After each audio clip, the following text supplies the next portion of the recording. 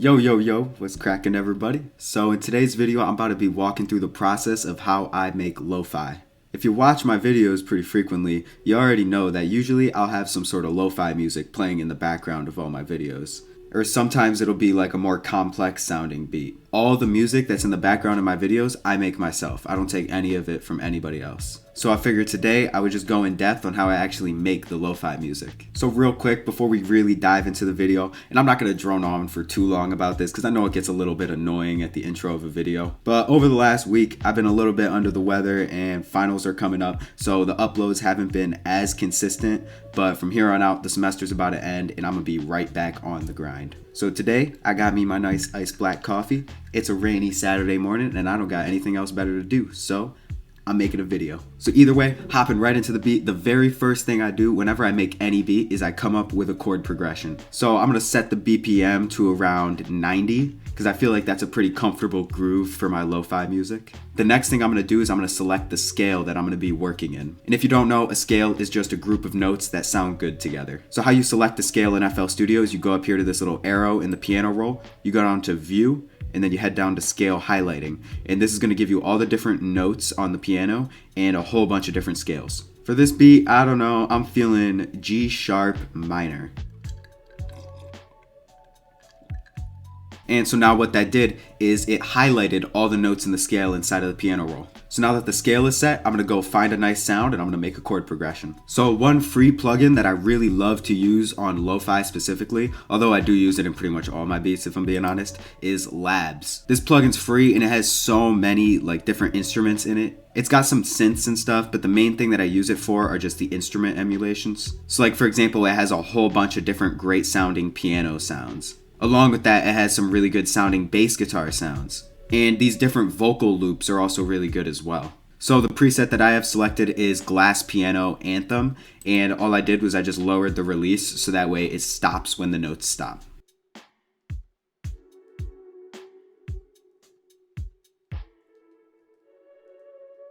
Alright, so there we go. I just wrote in a little chord progression. I also lowered the BPM down to 85. So this chord progression is a 1-3-4-7 progression, and the 3 and 4 chords are both in the first inversion, which basically means I took the top note of the chord, which is an F sharp and a G sharp, and I just moved them down an octave. And the exact chord names we're looking at here are G sharp minor, B major, C sharp minor, and F sharp major.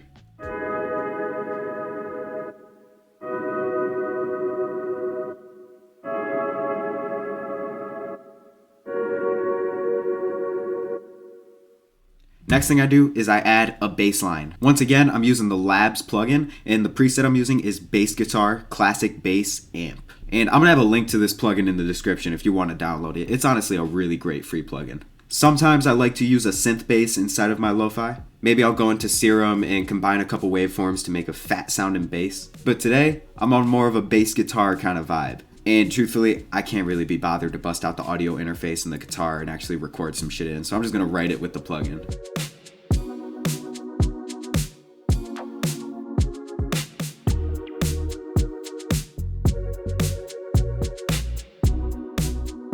Alright, so there we go, the bass line's written in, and I changed the preset over to Warm Bass DI. Here's what it sounds like alongside the chord progression.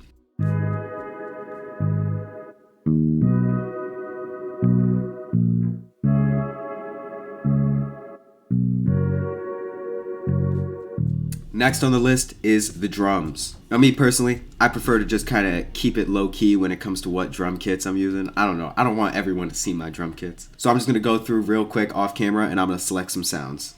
Alright, so there we go, I selected the drum sounds. Now I'm gonna do a quick little time lapse where I make the pattern.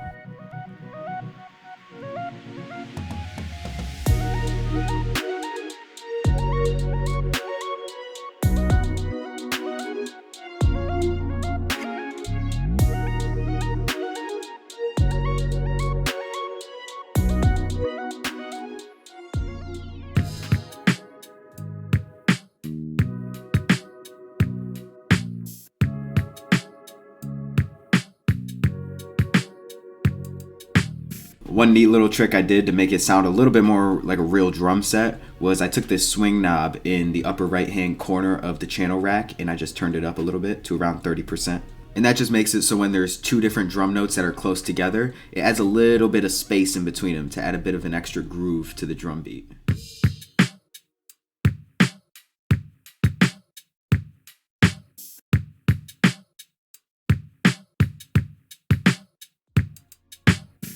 So you can see it just kind of adds that little bit of an extra bop to the drum beat. Alright, next thing on the list is the counter melody. So for this, usually I'll just go through my different plugins and pick like 3 or 4 different sounds that I can use to make a melody. And it's very rare that I have all these different sounds playing at once. Usually in the arrangement section of making the beat, I'll take each melody and have it come in at different times.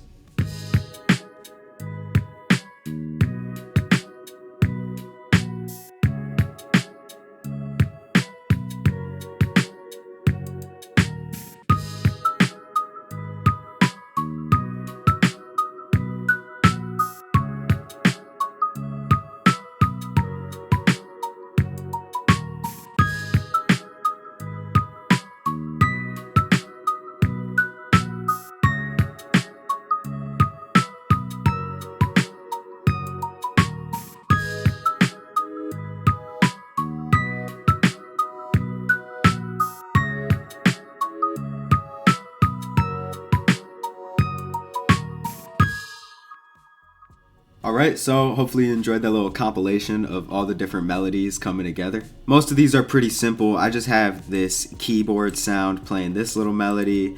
I use this sound that I found in Flex, which is a native plugin at FL Studio, to make this little bell melody. And one thing interesting here is on these notes that are close together, I moved the second note over a little bit so that way it kind of matches the swing knob. Just makes it so the melody's a little bit more in line with the feel of the drums. This is just another Flex preset, and I just kind of made this really high-pitched like noise. I don't know. I was gonna call it a flute for a second, but it's really not a flute. I guess it's a laser harp, clearly. And this is probably the most interesting little melody I added, and it's not really a melody, it's a chord progression, but inside of Serum I made this little wavetable and I just adjusted the attacks, that way it kind of slides in. And I just kind of used it to make these chord wub sounds. I don't know, that's the best way I could describe them. And they're all playing the same chords as the regular chord progression. Like, these are all the same chords that you could see highlighted in the background, but to make it look so complicated, I just kind of messed with the inversions. So I just highlighted random notes in the chords and just did control up arrow and control down arrow to move them up or down an octave. And then leading into each new chord change, I have the 7th of the chord playing. I would like to go in depth on mixing, but it's gonna make this video long as hell, so I'm not gonna do that. I'm just gonna time lapse it, and if there's anything notable for me to mention, I'll mention it after the time lapse. And quick little pro tip, whenever you're about to send stuff to the mixer track, highlight all your sounds, go up here to this arrow, go to color selected and hit gradient, and this is gonna make all your sounds look dope as fuck. Today, I'm kind of feeling a green to a blue gradient. Hit accept, and boom, just like that, all your sounds look dope. And then if you don't know how to do this, because I didn't know how to do this for the longest time, to add them to the mixer track, highlight the first track that you have for your instrument and hit Control-Shift-L.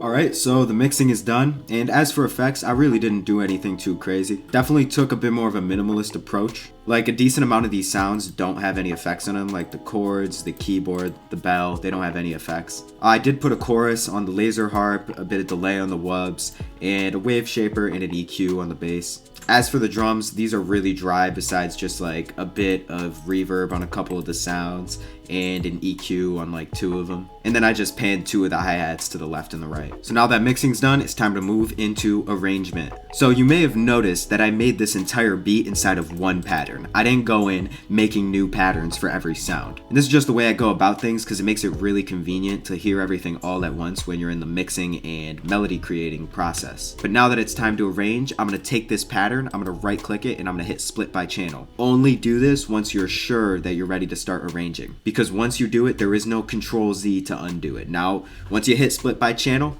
all the channels are split, and now you're kind of fucked if you need to add a new sound. I mean, it won't be that bad, you could just create a new pattern, but still, don't split until you're ready to split. So there we go, everything just got split up, and I'm gonna hold Control, and I'm gonna left click all of these. Then I'm gonna drag them over, plop them on track 1. And now normally, if this was an actual song that I was gonna be writing to, I would do the typical like intro, verse, chorus, bridge, chorus setup. But this isn't an actual song I'm writing to. This is just lo-fi, so I'm gonna speed through a really quick arrangement. Alright, so there we go. The beat is fully arranged. And you can see I kind of did do a chorus, verse, bridge, chorus setup. And I feel like that's just kind of instinctive now whenever I arrange a beat. It's pretty hard for me to put a beat together and not just naturally set it up in this sort of pattern. Either way though, here's what the full beat sounds like.